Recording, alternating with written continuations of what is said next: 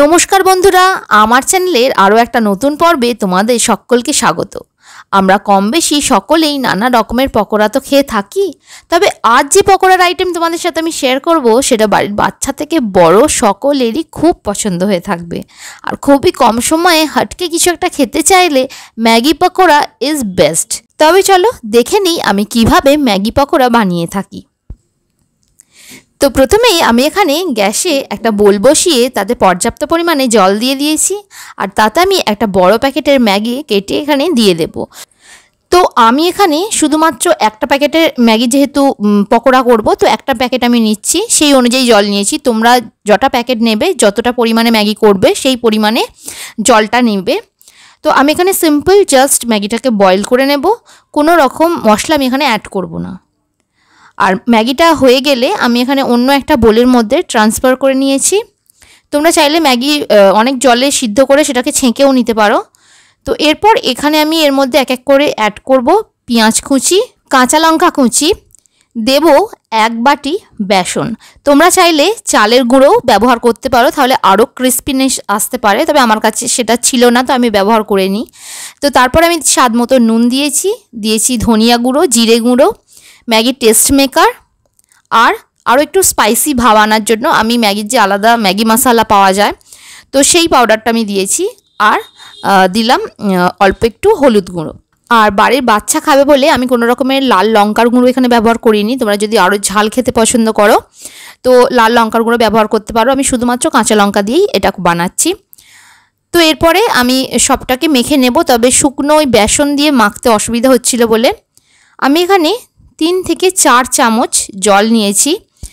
আর জলটা দিতেই এটা মাখতে সুবিধা হলো, আর ভালো করে মাখাও হয়ে গেছে।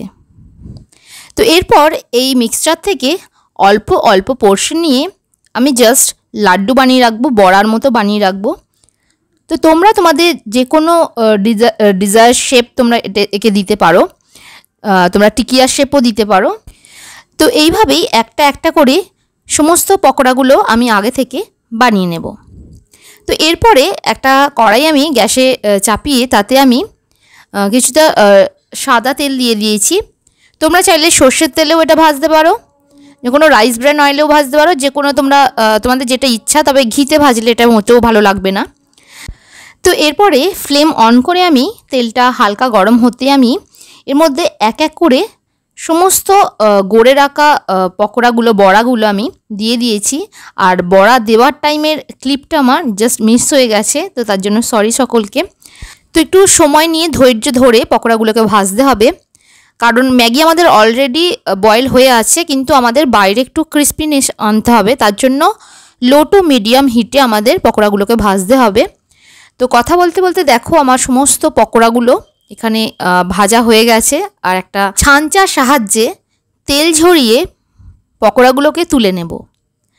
আর একটু টমেটো কেচাপের সাথে আমি এই পকোড়াগুলোকে সার্ভ করছি। তোমাদের বাড়িতে যদি গ্রিন চাটনি থাকে কিংবা তেঁতুলের যে টক ঝাল মিষ্টি চাটনি থাকে, সেটাও যদি থাকে হাতের সামনে, সেটা দিয়েও পরিবেশন করতে পারো, দুর্দান্ত লাগবে। তো একবার অবশ্যই বাড়িতে ট্রাই করে দেখো, বাড়ির বাচ্চা থেকে বড় সকলের পছন্দ হয়ে থাকবে। বাড়িতে সন্ধেবেলাটা বাড়ির লোকের সাথে একেবারে জমে যাবে। তো বন্ধুরা, আমার আজকের এই পকোড়ার রেসিপি যদি তোমাদের ভালো লেগে থাকে তাহলে ভিডিওটাকে লাইক করে অবশ্যই একটা কমেন্ট করে দিও, আর চ্যানেলটাকে সাবস্ক্রাইব করে পাশে থাকা বেল আইকনটা ক্লিক করে দিও, আর বন্ধুবান্ধবদের সাথে, ফ্যামিলির লোকের সাথে যতটা সম্ভব শেয়ার করো। তো আজকের মতো এইটুকুই, দেখো অন্য ভিডিওতে অন্য কোনো রেসিপির সাথে। ধন্যবাদ।